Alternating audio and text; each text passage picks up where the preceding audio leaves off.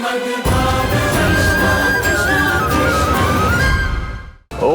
नमो भगवते वासुदेवाय। ओम नमो भगवते वासुदेवाय। ओम नमो भगवते वासुदेवाय नमः।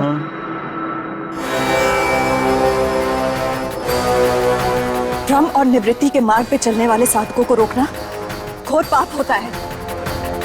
अगर ये पाप है तो स्वयंभू सम्राट दक्ष इस पाप को व्यापार की तरह करता रहूंगा, और अगर मेरे पक्षपाती पिता को इस पाप से कष्ट पहुंचता है तो ये पाप करने में मुझे आनंद नहीं, परम आनंद आएगा। स्वामी, आप शांत हो जाइए। जो होना था वो तो हो चुका। नहीं महारानी, अभी तो खेल प्रारंभ हुआ है। स्वयंभू सम्राट का क्रोध पूरे संसार पे अब ज्वालामुखी बनकर फूटेगा, और उसका पहला आखेट कपटी नारद होगा। नारद!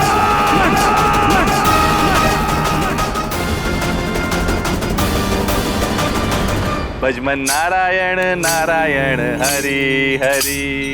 श्रीमन नारायण नारायण हरि हरि। भजमन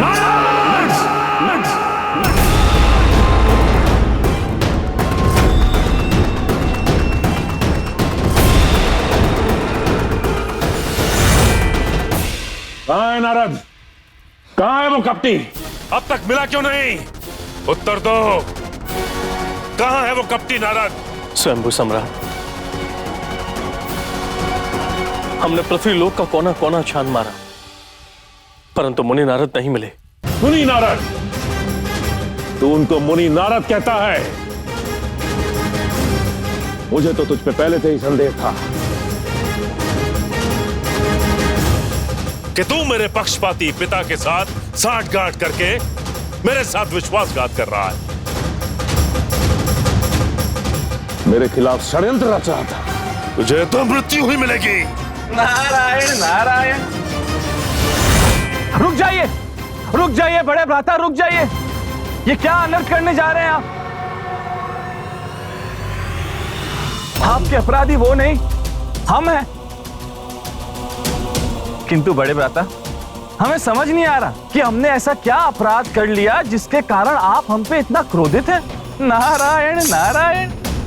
कपटी नारद, बड़ा भाई कहकर अपराध पूछता है मूर्ख। तूने मेरे पुत्रों को संन्यास का मार्ग दिखाया। बड़े भ्राता, हमने तो आपके वंश पे एक उपकार किया है। प्रभु श्री विष्णु की इस इच्छा सृष्टि में ब्रहा और सन्यास का मार्ग ही सर्वश्रेष्ठ मार्ग बताया गया है। मेरे पुत्र तो सन्यास के मार्ग पर चले गए। आज से ही मेरे संसार में जब तब पूजा आराधना बंद करने का आदेश देता हूं मैं। सेनापति, आज से संसार में तब पूजा पाठ आराधना करने वालों को मृत्यु दंड दिया जाए। जो आज्ञा शंभू सम्राट। बड़े भ्राता, ये क्या अनर्थ करने जा रहे हैं आप? ये अनुचित कार्य है, अनुचित। मुझे अनुचित करने में ही आनंद आता है नारद। तूने जो छल किया है मेरे साथ, उसका दंड भी सुनता जा। मैं स्वयंभू सम्राट तुझे श्राप देता हूं कि पूजा आराधना और साधना के लिए जिस लीनता की आवश्यकता होती है वो तू कभी प्राप्त नहीं कर पाएगा, और तेरा मन सदा भटकता रहेगा,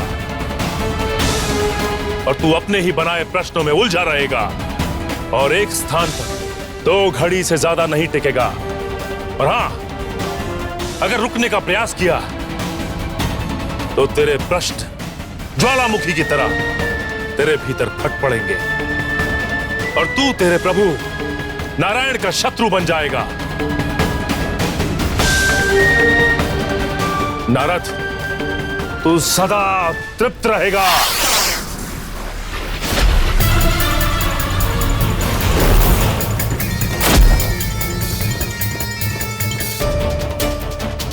नारायण नारायण नारायण नारायण। मुनिवर नारद, ये क्या कर रहे हैं आप? नारायण नारायण। आपको स्वामी ने भयंकर शाप दिया है। भाभी श्री, धन्य हो गए हम, धन्य हो गए भाभी श्री, हम धन्य हो गए। ये बड़े भ्राता का श्राप नहीं, अपितु वरदान है जो उन्होंने हमें दिया है।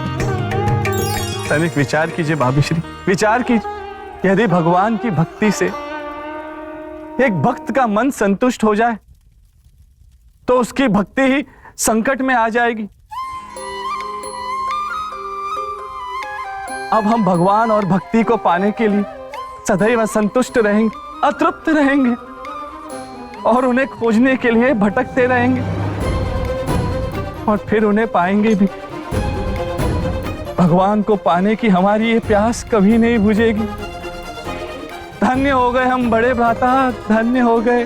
नारायण नारायण। वैसे बड़े भ्राता, यहाँ पे आके हमें 2 घड़ी की अवधि बीतने वाली है।